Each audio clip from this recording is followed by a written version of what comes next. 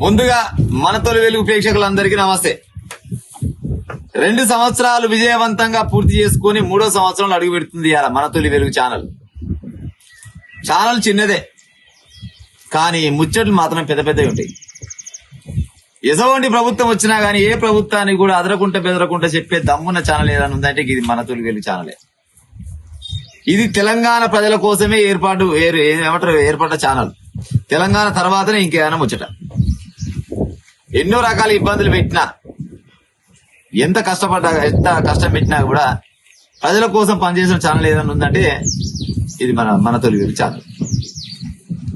ఈ ఛానల్లా ఇప్పటి వరకు వచ్చిన వార్తలు గాని లేకపోతే ఎన్నో రకాల సమస్యల పైన ప్రభుత్వాలు చాలా నిర్ణయాలు మార్చుకున్న సందర్భం అయితే ఎన్నోసార్లు చూసినాం. మనం వర్షం కొట్టని ఎండ కొట్టని చలి పెట్టని ఏడ సమస్య ఉందంటే ఆడికి మన తొలి వెలుగు ఛానళ్ళు బరాబరుగా పోతారు. అక్కడ ఉన్న సమస్య తీసుకొస్తారు, దాన్ని ప్రపంచానికి చూపించే ప్రయత్నం అయితే చేస్తారు. నిజంగా కూడా ఒక చిన్న ఛానల్ అయినా గాని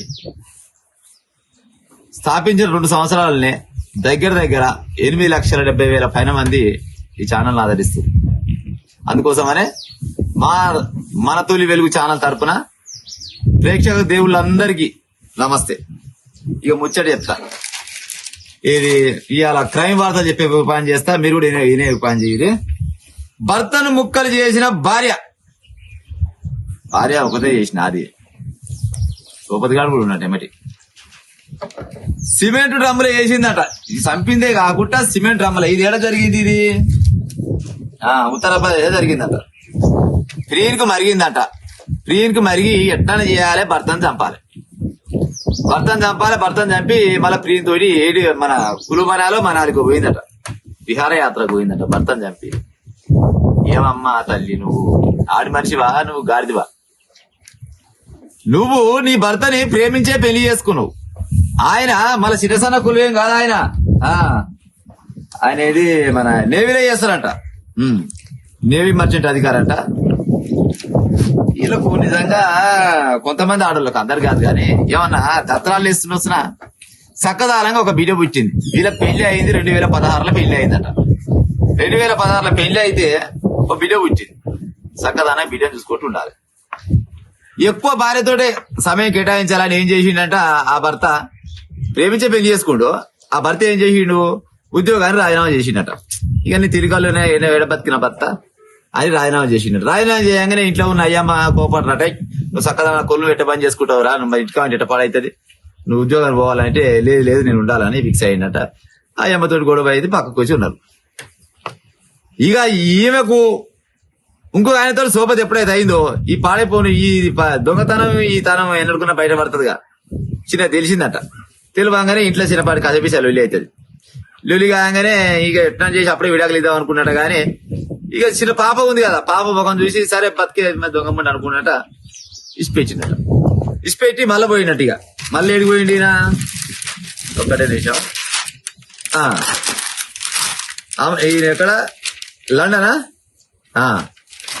లండన్ కు మళ్ళీ పోయినట. లండన్ కు మళ్ళీ పోయి 2003లో పోయి మళ్ళీ ఉద్యోగం కావాలని అక్కడ పోయి సెట్ అయినట.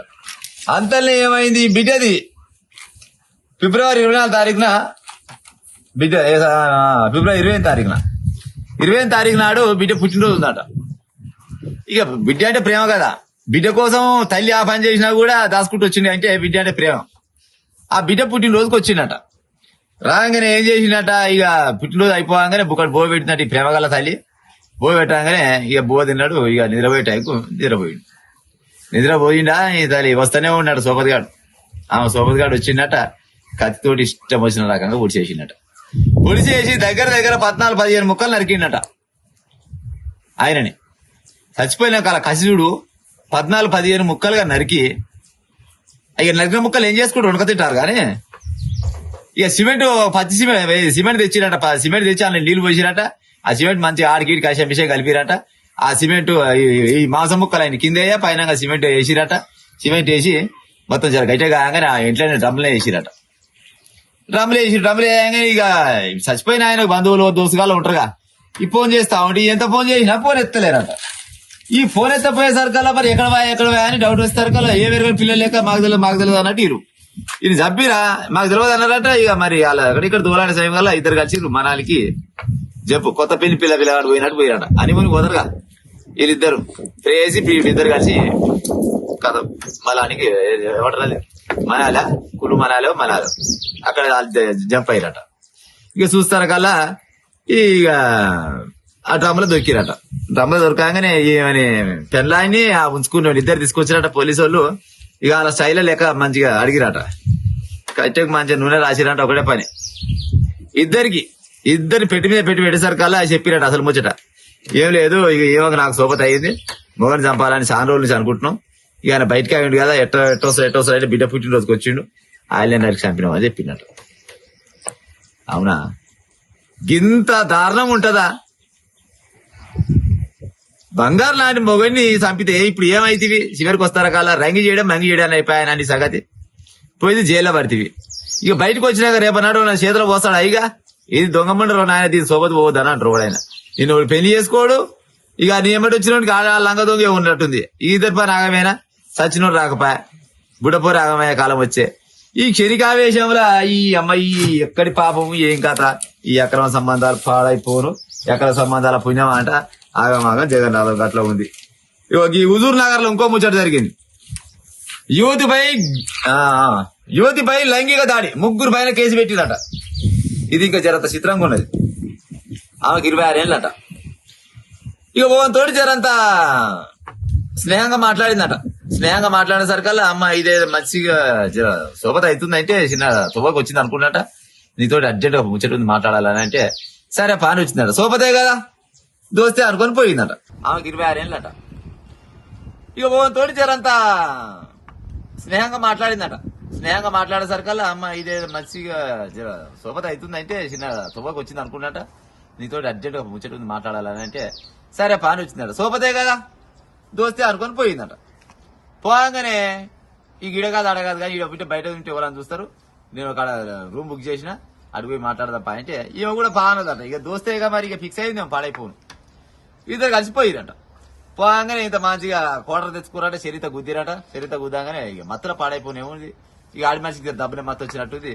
నిద్రపోని చూసిండు ఈడ ఆమె పైన కథం అత్యాచారం చేసిండు. చేసేటప్పుడు ఊకోలే ఇక మొత్తం ఉండే బట్టలైన వీకినట్టు పాడైపోయినా ఏమంటారు ఇంగ్లీష్ లో ఏమంటారు కదా అని. సరే ఒంటి మీద బట్టలు లేకుండా ఉన్న టైంలో ఫోటోలు కొట్టినట. ఫోటోలు కొట్టి ఇక మళ్ళా జర స్లో వచ్చినాక ఇక నా సోబత్ గా ఇద్దరు ఉన్నారు. మల్లిగాడు ఉన్నాడు. అలా కూడా నువ్వు మరి చిన్న దారి ఇవ్వాలి మరి లేకపోతే మరి ఫోటోలు బయట పెట్టాలన్నట. కొని ఆలముడమే కాదు నువ్వు నిన్ను నమ్ముకొని నేను వస్తే నువ్వు ఆగం చేసింది కాక ఇంకా నీ సోబత్ గారు ఇద్దరు నేనేం చేయదురా నాయన అని ఆ పోర్లు వెళ్ళిపెట్టిందట. ఇంత పనుకున్నాను వెళ్ళి పెడతావా ఆ అమ్మాయిని పొలు కొట్టిరట. కొట్టగానే ఇక ఆ దాడిలో హిట్ చేసి వాళ్ళ నుంచి తప్పించుకొని బయటకు వెళ్ళేసరికల్లా ఆ చుట్టుపక్కల చూసి ఏమైంది అని ఉరికొచ్చారట. ఉరికొస్తారకల్లా అసలు ముచ్చట తెలిసిందట. పోయిరా లోపడే ముగ్గురికి పెళ్లి చేసినట పోలీసులు వాళ్ళ స్టైల్లో పెళ్లి వేరే ఉంటది కదా. పెళ్లి చేసరికి ఏమైంది అంటే ఏం లేదు సార్ నేను సోబత్ ఇంటి ఇక తాయిలమయంగా పాడే ఇక నేను మనకి ఇటు చేసినా ఇక ఫోటోలు తిప్పినా మా దోస్తుగాల కాడు కూడా బొమ్మని చెప్తే పోతలేదు. పోకునేసరికి దెబ్బలు కొట్టాం. దెబ్బలు కొట్టాగానే అందరిని తప్పించుకొని బయటపడ్డాం. బయటకు వచ్చింది ఇక జనాలు తీసుకొచ్చి మామూలు మీకు పట్టించారు. అవునా రా బోరు సన్నాసి పడుకోవాలా. ఇప్పుడు మిమ్మల్ని నమ్ముకొని ఒక అమ్మాయి వచ్చింది. సరే నువ్వు మంచోరు మని నమ్మిందంటే నువ్వు మంచోరు మని నమ్ముతుంది. సరే నువ్వు ఒక్కరి మాట చెప్పినట్టు పెళ్లి చేసుకోవడమో లేకపోతే ఇంకా ఎట్టో అది పాడవుతుంది. నీ ఎమ్మడి ఎంతమంది సోపతకాలు ఉంటే కొంతమందికి చేయిస్తూ వచ్చిన వాళ్ళన్నా ఇంత అన్యాయం జరగబడ్డారు. అందుకోసమైన ఎవ్వరు కూడా చేతిలో పోసే కాలం లేదురా నాయన. పోయి ముగ్గురు కొనపోయి లోపడేసినట్టు లోపడేయగానే ఇక ఇప్పుడు నోరప్పలు ఇచ్చినట్టు ఇక ఏం చేయాలని అర్థం కాని పరిస్థితి.